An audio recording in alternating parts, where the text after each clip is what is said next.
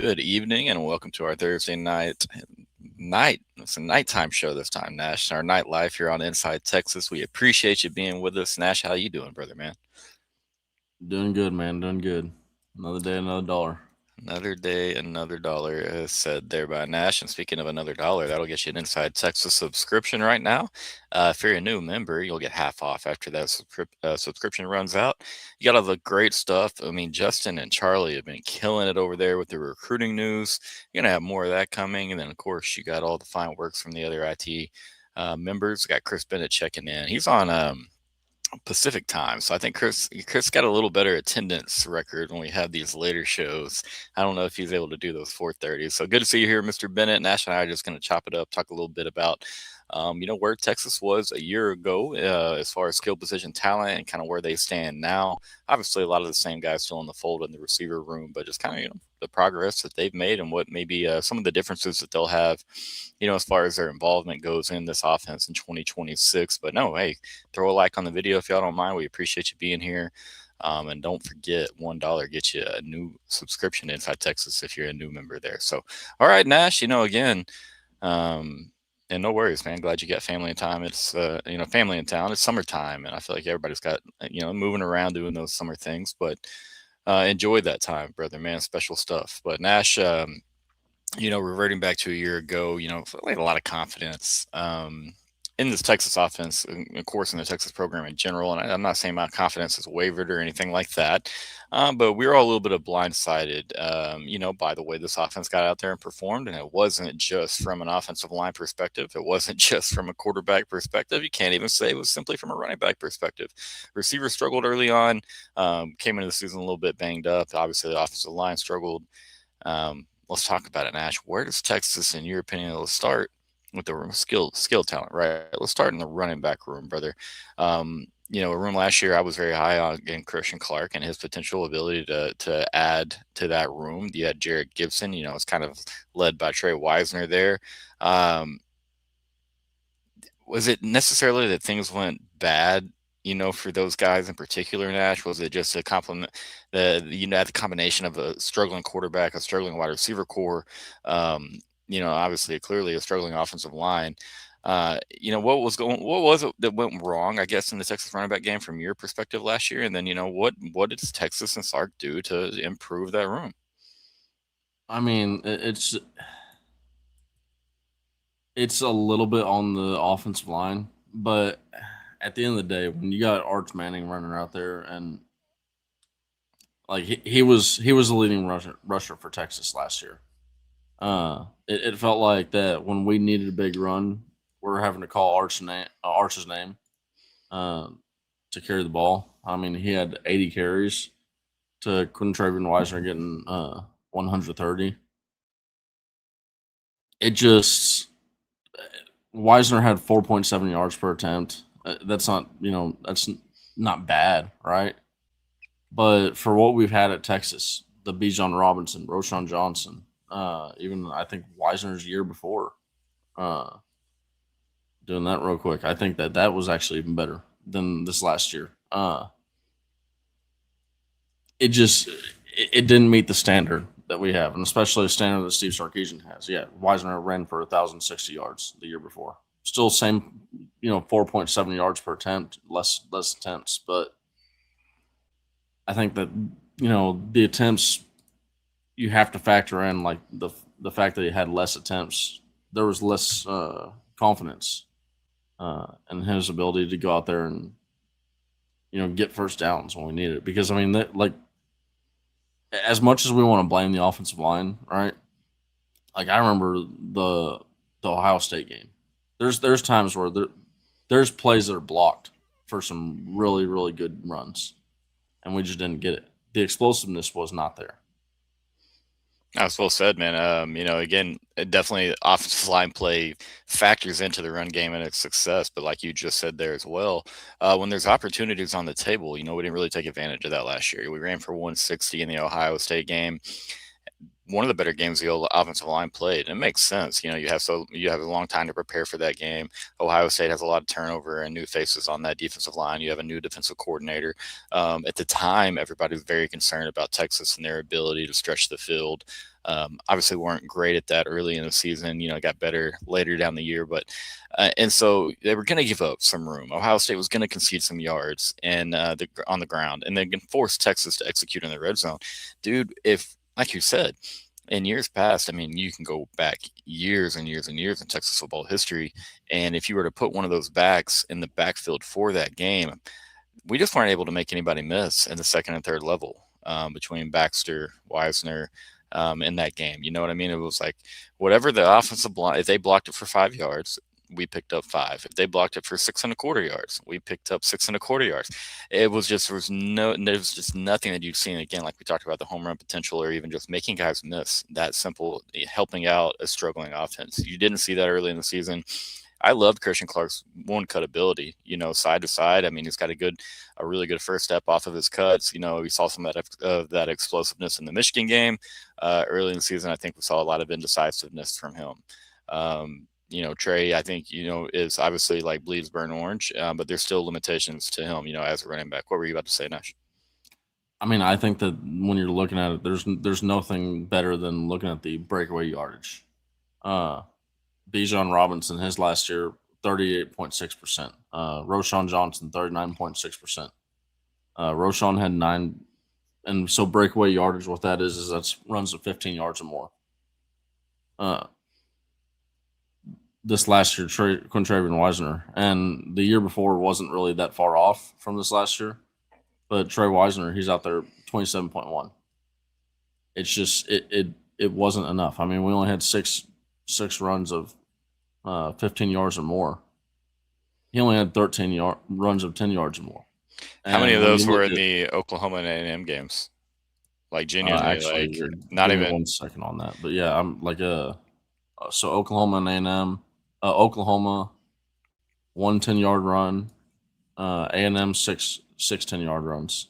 Okay, so 7 of the 13, and 5 of the 6 15-yard runs were in those 2 games. Yep.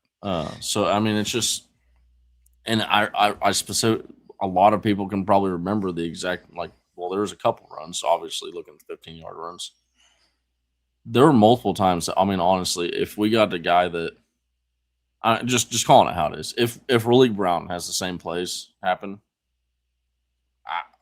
nobody's touching Raleek Brown on that. Right. And we're, all of a sudden you're hearing Texas fight play instead of getting tackled at the 20-yard line or getting tackled at the 15.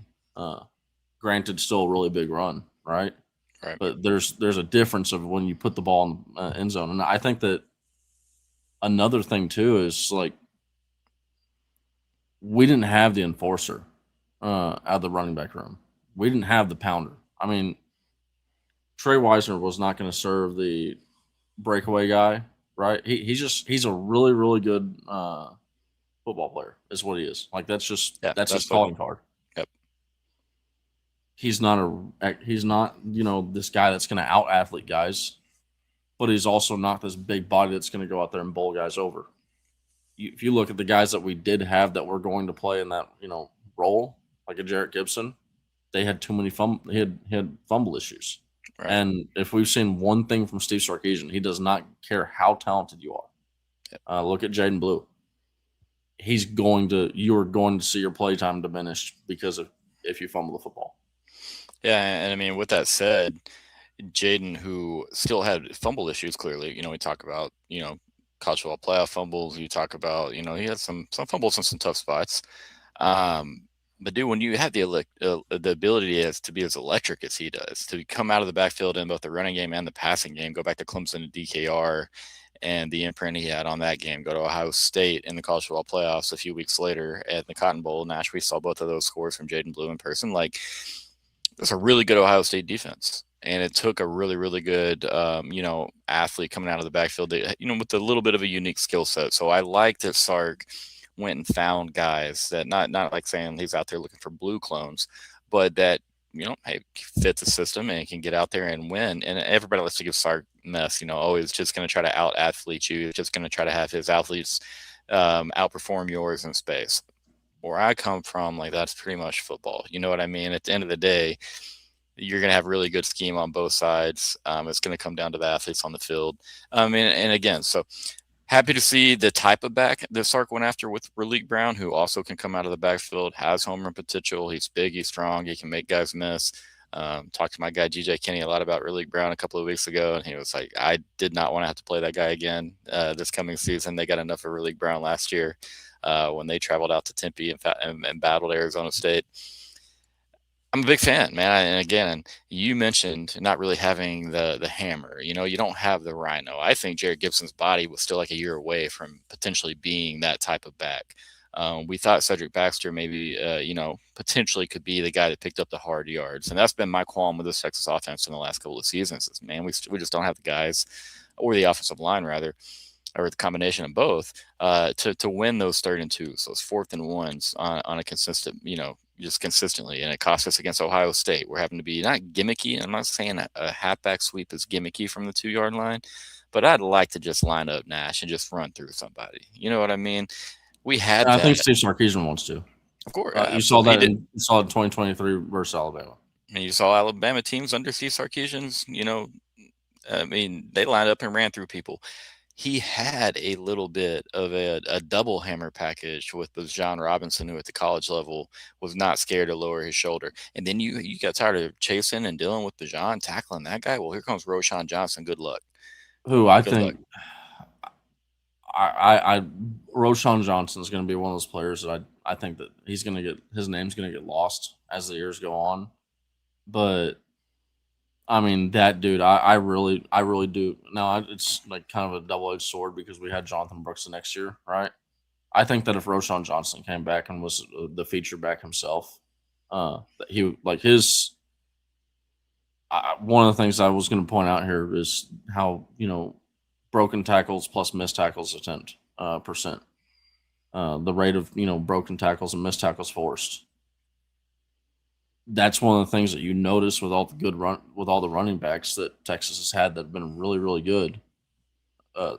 They're at the top of this list, and that's one thing that you kind of, if you're looking for like the Bijan Rot, like the clone of these guys, Hollywood Smothers is right there. Raleek Brown is right there. They can force a lot of these missed tackles.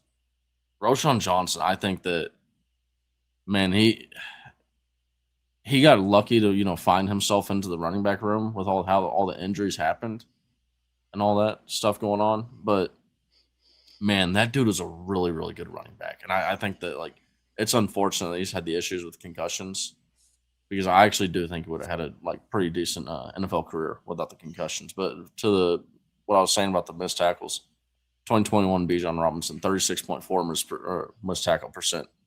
2021 Roshan Johnson 27.1. 2022 Roshan Johnson 35.5. Hollywood Smothers is 34.4 last year.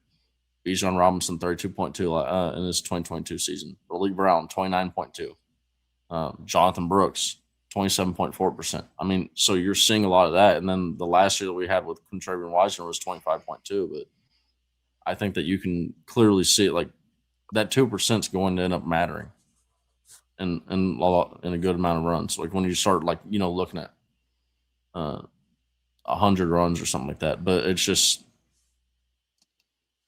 and then compare that also to 14.6 the year before in 2024. I just don't think that we saw.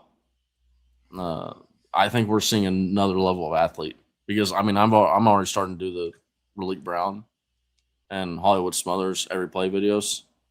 I haven't gotten to Hollywood Smothers. I'm on a Raleek Brown right now, and good Lord, I mean this dude's a freak, man. Yeah, they went out and definitely added guys that kind of can do a little bit of all the things we've seen in the past from Texas running backs under Steve Sarkisian and Kyle Flood. And I'm not saying maybe necessarily to that degree, but first we're going to hear from Andre the lawyer, and then I'll keep ranting. And we'll keep going on this. We'll get to the receivers eventually, man. It's been fun talking about the backs. Let's hear a word from Dre. Texans know when you're injured, there's one name that gets results: Andre the lawyer. Trust the team that has secured millions for their clients and helped thousands of Texans win their injury cases. Car wrecks, slip and falls, 18-wheeler accidents, on-the-job injuries, wrongful deaths. Don't let the insurance companies tell you what your claim is worth. Andre the lawyer will fight for you. His principal office is in Dallas, but they serve Texans throughout the state. So don't wait. Call 214-444-8808. That's 214-444-8808. Contact info is in the description. But Nash, you did a good job, reflecting back on past running backs under Sarkisian and kind of just how they helped out this offense. It's not even necessarily just breaking tackles, man. Falling forward 2 to 3 yards, dragging a defender, and setting up a 2nd and 6 compared to a 2nd and 9, having a 3rd and 2 compared to a 3rd and 4, 3rd and 5. Naturally, your offense is going to pick up more first downs. You're going to move the sticks a little bit more consistently there. And Josh, you bring up a good point, man. It is truly chess. Again, at this level especially, you have to be able to attack in multiple ways, right? You have elite defensive minds in the conference and all over college football. You have elite athletes throughout the SEC. You got elite edge play. You got great corner play, good safety play.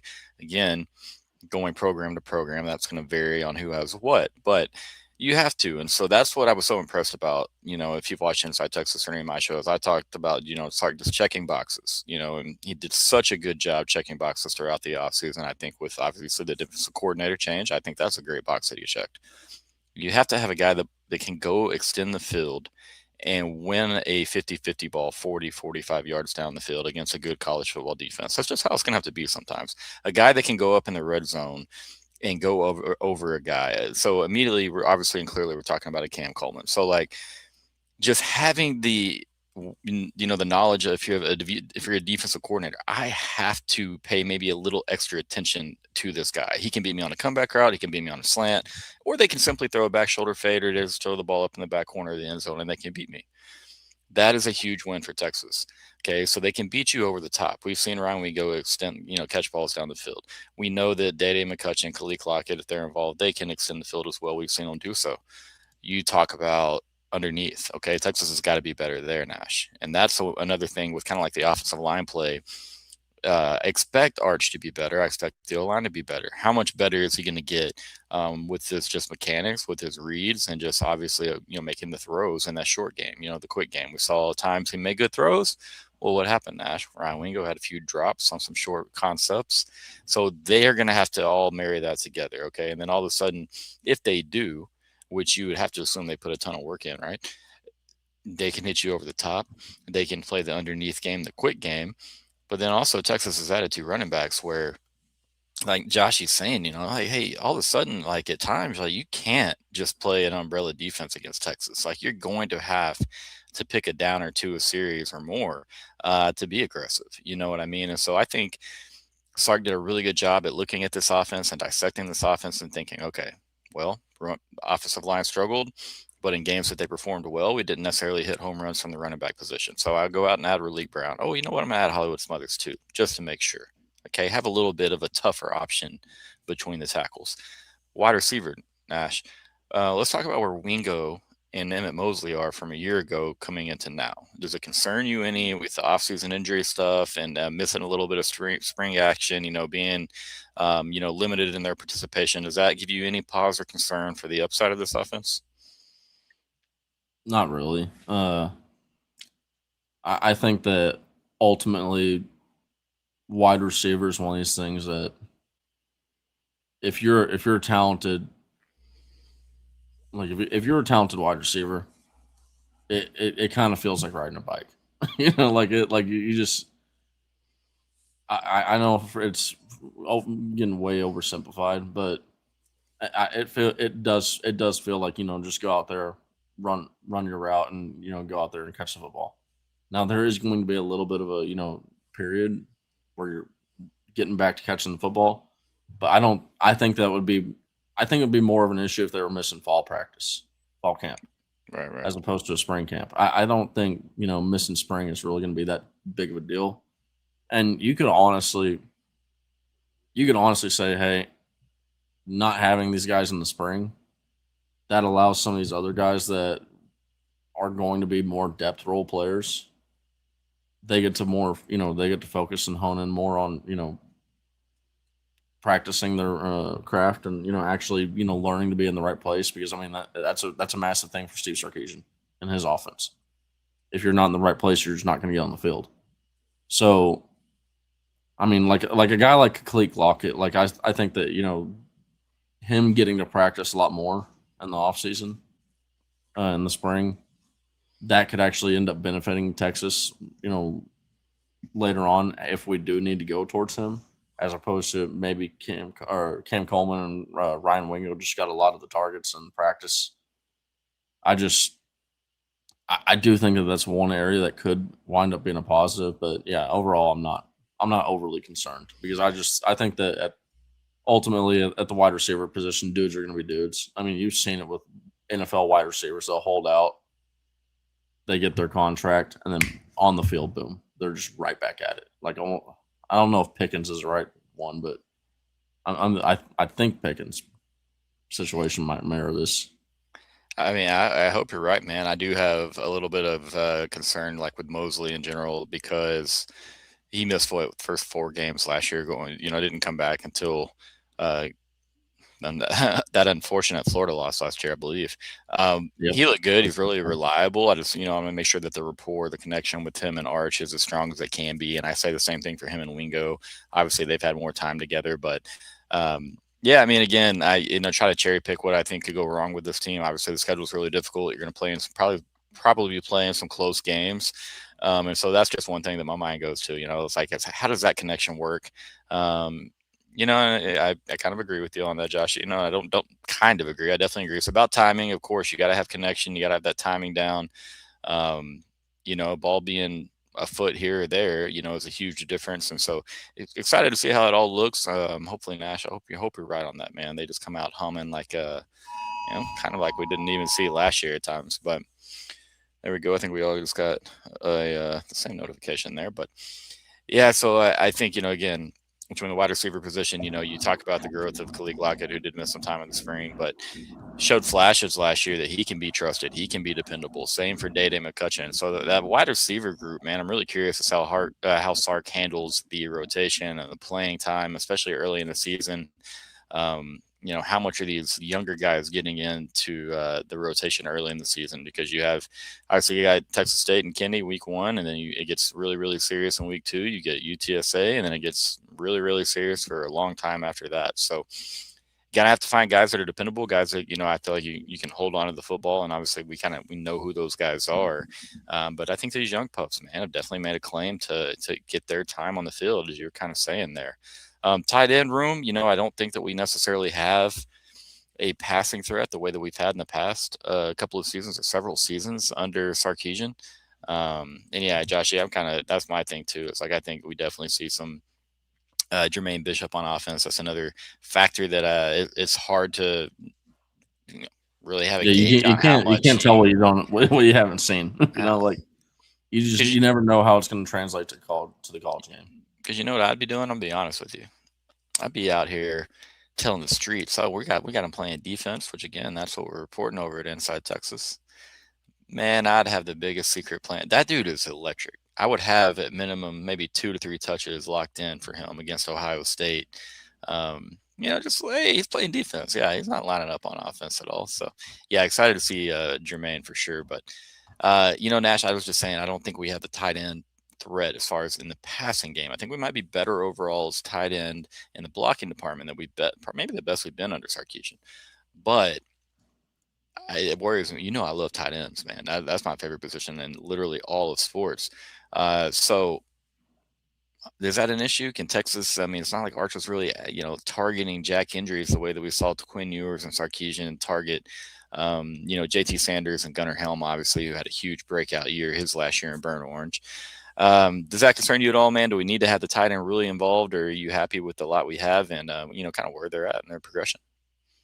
Yeah, I mean, I think I'm happy. One thing that was, really kind of stood out was for the spring practice was Spencer Shannon was actually looking pretty good out there, and he didn't get a great weight. Didn't get a single target last year. So, I mean, love to see that showing up, but it is really going to be interesting to watch,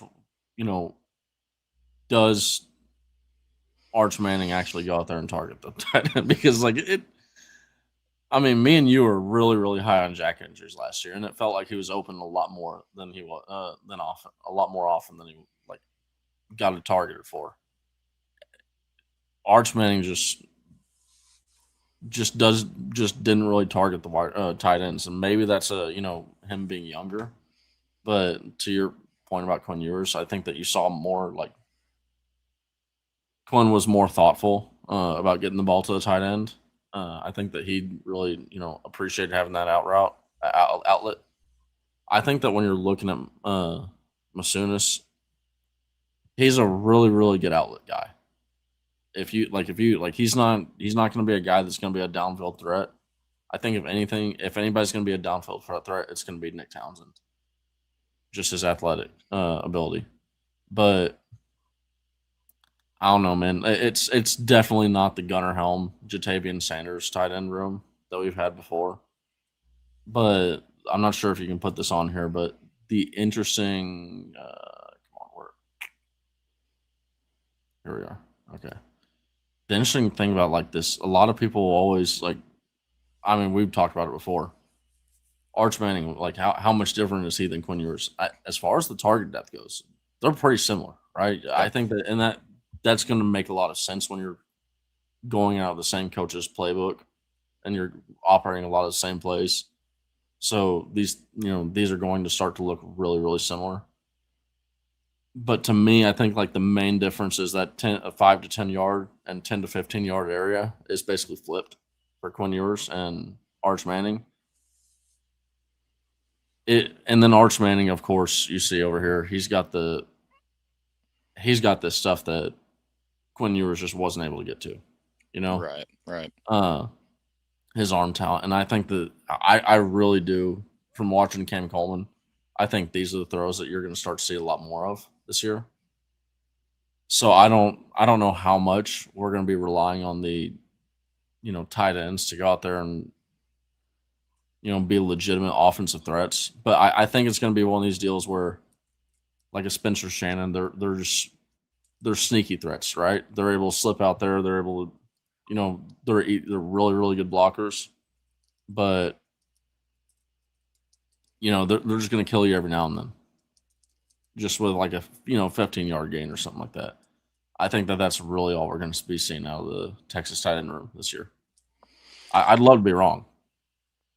No, I mean, and again, like just because we don't have necessarily maybe the vertical passing threat that we've had in past Sarkisian offenses doesn't mean they can't be a very productive room that just adds to the overall productivity of the offense. Real quick, guys, we're going to hear from David McClellan, and we'll be right back to finish off the show here on Inside Texas. Big financial decisions don't have to feel overwhelming. There's someone who can guide you every step of the way. David McClellan is a fiduciary financial advisor with Forum Financial, and he's working closely with his clients as a true financial life coach, guiding every aspect of your financial journey with expertise and care. If his name sounds familiar, that's because David was a swimmer at Texas and a member of several national championship teams. Today, he channels that same championship mindset into helping people win with their finances. David specializes in financial planning, and he's contributed numerous articles to Kiplinger on the topic of retirement tax bombs. And right now, David is offering viewers a free intro consultation to assess your financial situation. Do not miss this chance to get personalized guidance from a trusted expert. To schedule your free consult, email David at dmcclellan@forumfinancial.com, or you can call him directly at 312-933-8823. The contact info is in the description. All righty, guys. Thanks for sticking with us late night here on Inside Texas. If you haven't done so yet, please throw a like on the video because Nash's pup is asking you to. Do it for the puppy, man. We got about 5 or 6 more minutes here, and we'll get out of the way. But yeah, I'm with you, Josh. We need Nick Townsend to step up. Maybe he is a surprise because that was something that I didn't think or expect to see out of Gunnar Helm. I knew that he had a good offseason. They felt good about him in spring ball, and they felt good about him in camp. I did not expect him to have the evolution that he did as far as him being nuanced in the route tree. He really got a good grasp of the route tree, a good grasp of the offense and how he could help it. And then obviously had a really good relationship with Quinn Ewers, which helped a lot. So I would love to see a Nick Townsend blow up. That's my thing. How comfortable is he in the route tree? What all can he get into? Can he get into the full package, that Sark has for his tight ends? Because we've seen him, I mean, he can scheme up some stuff right now for tight ends. We've seen it between JT Sanders, Gunnar Helm. Again, all that screen game that he's been so good at. There's times where we saw, it just absolutely is blown up from the jump. But he doesn't quit on it. He has so many iterations of the screen game, and he just makes things look so simple. It's a quick little dump off. Love watching just how creative Sark gets with his screen. So I think we'll still see tight end involvement in the passing game. I still think, there's times where he'll use Masunas, a guy that most people aren't going to expect to be overly involved in the offensive game plan when you have a Ryan Wingo, Cam Coleman, Smothers Brown, Arch Manning, etc. To tote the rock, carry the football, throw the ball, all those things. So yeah, I'm curious, man, just how much they're involved. I know, again, as long as they've improved from a blocking standpoint, that's really what I need to see in Nash. Yeah. Again, it just also kind of goes to the quarterback has to be willing to throw the ball if the tight end gets open. You just didn't really see that often last year with Arch Manning, and I think that part of that was there were some early struggles from the tight ends as far as like catching the football and not dropping it. Now Jack Andrews was pretty sure-handed and didn't really have too many drops, but there were some targets outside that really didn't. But yeah, I mean, Steve Sarkisian, he loves to scheme stuff up. I mean, you saw that tight end. There was a tight end play for Nick Townsend versus Texas A&M where he goes out there and he scores. And honestly, one of the my favorite plays I've seen from Steve Sarkisian is a little slip screen that he said where he does where people will actually remember this play really well. It's the play that Quinn Ewers gets injured in versus Alabama, and the reality is, I mean, Anderson jumping off sides or not, right? That play was, if you actually go back and watch it, Jatavian Sanders slips just wide open. Nobody's even covering him. Nobody knows he's even there. They've just already disregarded him as a blocker. And I think that's just one of those little perfect plays that if, like a Masunas, right? Like, he's not a threat, right? He's let him go as a blocker, and then all of a sudden he just drops out of nowhere, and then, oh crap, where's the linebacker, right? Yep. It's just there's Steve Sarkisian has a lot of those plays. Yep. That was a little bit of the go-go influence from Brennan Marion. That was early on in his time with Texas. Go-go back this year. I've got a lot of high school coaching buddies who are so very excited because it's either they're getting permission to bring the go-go to their system and their school, or whoever runs their ship is bringing the go-go into the system as well. So it's fun to watch Sark call games. As far as Arch and Quinn and the disparity as far as targets and their depth of targets, rather. I think, we saw more similar numbers, than I think most people would expect as far as, if you watch the Texas offense under Quinn Ewers and you watched last year under Arch Manning. But, I mean, the first few games, man, we were a play-action, deep shot offense. That's what we were trying to be. And we were trying to be a play-action, deep shot offense with no run game. And we were trying to max protect at times with an O-line that couldn't max protect and tight ends that couldn't block. And we had to go to the quick game. So that was the only savior to that Texas offense last year. We could have lost. I mean, you go back to the Mississippi State game. That's when we're down, 3 scores. And that's when you saw Texas go into the gun quick game and they started getting the ball out of Arch's hands quick and letting athletes play in space. And, you don't have all that RPO system that you saw under Quinn Ewers. So it looks a little bit different because Texas wasn't able to run the football that way. They're able to do so under Quinn. But yeah, it is cool. Sark is not a one-trick pony. It's not like, I'm married to the RPO game and I have to do that. I think you saw him last year personally evolve as a play caller. And again, just hope that bleeds into the 2026 season. Guys, I think that's going to do it. Nash, any final words, brother? Yeah, I was just going to add on. I think that these running backs are going to add on a completely other, dimension to the passing attack, because these are legitimate pass threat. I mean, obviously they're really good runners, but they're also high catch percentage guys. Yep. Like there are very few targets that they allow or that go towards them that they don't catch. So these are dudes that I think that Steve Sarkisian, honestly, I as we sit here and talk about all this, I think about, man, what about like a little scheme play to Ryan Niblett? You know, let people forget about him for a little bit. You know, have something like it's going towards. You know, design the play where everything. This is the thing that Steve Sarkisian loves to do: design the play to make it look like it's all going to Relief Brown or Hollywood Smothers over here, and then you got a little. You know, decoy. What a lot of people are probably thinking of decoy motion to Ryan Niblett. I mean, it's real. I think that there's a lot of explosiveness in this offense. There is, man, and I know that there is. When I'm sitting here saying I don't even want, with all due respect to Ryan Niblett, like I want to see Jermaine Bishop in that role from day one. I want to see Jermaine Bishop on punt returns, and that's again not to discredit Ryan's ability. I just think that Jermaine's going to be that electric. But no, it's like you said, man. I mean, it's not a situation where you can trot Jermaine Bishop out there once every 30 plays and expect people to be like, "Oh, he's just a decoy. He's not going to get the," you know what I mean? Like so there's so many mouths to feed on this offense. You have depth on this offense at the running back room. You have a big-time freshman coming in, Derek Cooper. You have, obviously, the two transfers. For wide receiver room, they're fighting for spots. Do you think Khalid Lockett and Day-Day McCutcheon and Jermaine Bishop McCutcheon played last year, game 1 versus Ohio State, and made a couple plays in that game. Mm-hmm. And so it's a great spot to be in if you're Sarkisian. I do think it makes his job a lot easier as a play caller, as a game plan designer. You know, all of those things. I think his life, Arch Manning's life, is going to be a little bit easier by default of all of these acquisitions.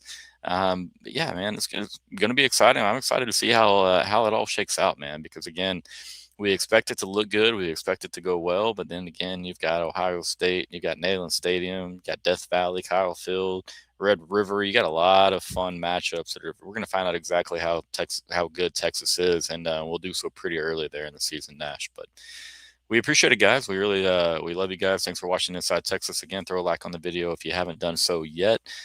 You'll have Inside the Program tomorrow with Joe and Eric dropping, so y'all be looking out for that. Also, you never know, man, recruiting news is always right around the corner, Nash. Make sure you're paying attention. Texas basketball picking up a 5-star commitment today. If you missed out on that, you got a reclassification to the 2026 class for Mr. Spears. That's Marcus's kiddo. He is a wing player that's going to be able to get buckets, going to be able to rebound, going to be able to play defense. He's got good film. Again, this Texas basketball roster that Sean Miller has put together, hey, y'all know it's a secret out here, but I'm a basketball first guy, and I'm pretty excited, Nash. I'm pretty excited about the way that Chef Miller has been cooking in the kitchen, my man. But hey, thanks for watching Inside Texas, guys. Y'all have a blessed rest of your evening, and we'll see you next time. Thank you.